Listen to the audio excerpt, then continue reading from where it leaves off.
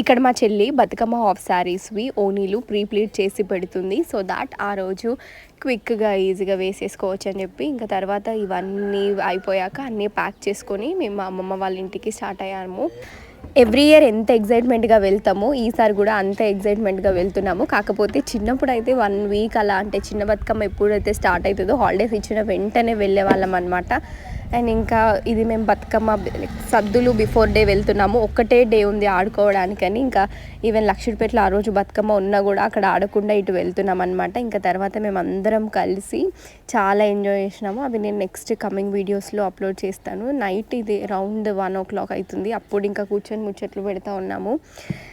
Anyway అమ్ములు ముంబై నుంచి రావడము and మేము ఇంత లీవ్ ఇదంతా ప్లాన్ చేసుకొని చాలా వర్త్, లైక్ ఎంత ఎంజాయ్ చేస్తామంటే యాంపుల్ ఆఫ్ మూమెంట్స్ అన్నిటిని మేము క్యాప్చర్ చేసుకున్నాము. అప్కమింగ్ వీడియోస్లో నేను అప్లోడ్ చేస్తాను. Anyway thank you for watching the vlog.